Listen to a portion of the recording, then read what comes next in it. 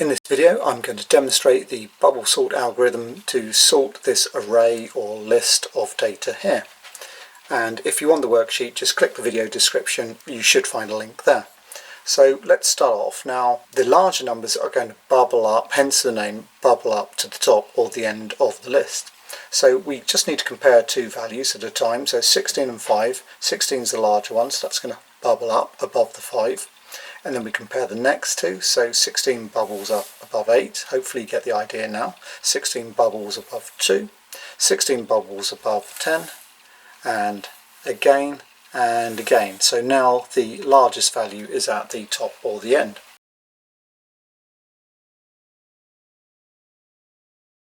We've got 5, 8, 2, 10, 4, 13 and 16. So let's have another pass. So 5 and 8, there's no bubbling involved there, but then 8 and 2, well 8's going to bubble above 2, and then no bubble or no swap there, and then next time we're going to swap because 10 is going to bubble above the 4, and then no swap and no swap. So let's record the sequence now. So we've got 5, 2, 8, 4, 10, 13 and 16. As hopefully you can see, it's quite a simple algorithm to follow. So next pass then, so 5 is going to bubble above 2, so we need to swap those, and then there's no swap there, but then we are going to swap. There's no swap, no swap and no swap, so let's record that pass. So we've now got 2, 5, 4, 8, 10, 13 and 16. Hopefully you can see that we're building up a sorted list towards the end of the array. Now we're going to compare these two, so 2 and 5, no swap, but we have to swap these. And then no swap, no swap, no swap and no swap. Let's record that. So 2, 4, 5, 8, 10, 13 and 16. Now the algorithm will end when we go through one complete pass with no swap. So let's try it again. No swap, no swap, no swap, no swap, no swap and no swap. So now we know that it is sorted.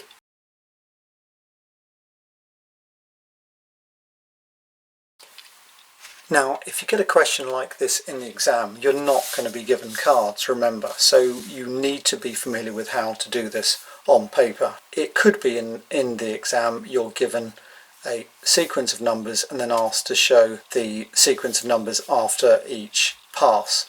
16 and 5, well we know that 16 is going to bubble above the 5, so that's going to go there effectively, so 16 is going to be the new value and 5 is going to go back, so we've got 5. Now we can compare 16 and 8, so 8 is going to be the new value there, and 16 is now going to move to there. 16 and 2, well 2 is going to fall back into that position, so we've now got 16 there, and we are now comparing 16 and 10, so we've got 10. 16 again is going to be there, so now we're comparing 16 and 4, so 4, 16 now jumps to there again, so now we're comparing 16 and 13, so 13 and then 16 goes there. Now if you're doing this in the exam, you're probably not going to bother with these arrows, you might not even put these values in, you might be able to do it in your head, but I quite like to do that, it's quite visual. So next I'm going to compare 5 and 8, well no change needed there, and then 8 and 2, well 8 moves to there of course, so now we've got 2 there, and now I'm comparing 8 and 10, well 8 stays there. Then I compare 10 and 4, well as you probably know 4 is going to go there, and so now we've got 10 in that position. And we compare 10 and 13, so 10 stays where it is, and then we compare 13 and 16, so 13 and 16 stay unchanged. Let's go to the next pass. So we've got 5 and 2, so 2 drops back, and then 5, remember 5's going over there, okay? So now we're comparing 5 and 8, so 5 stays where it is. Then we compare 8 and 4, so 4 drops back and 8 moves along there. Now we compare 8 and 10, so 8 stays there. 10 and 13, 13 and 16 stay where they were.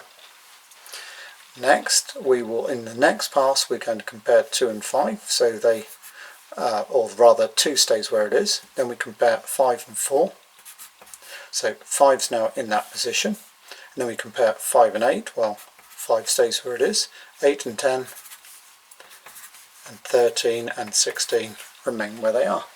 So that's how you can do it without, or a method to do it without having cards. Okay, now you really do need to be confident on being able to sort them using the bubble sort algorithm without the cards. I think the cards are great as a way of understanding, especially because you can see the numbers bubbling up, but you do need to be able to write out the numbers after each pass, so you need to practice that skill. Good luck with that.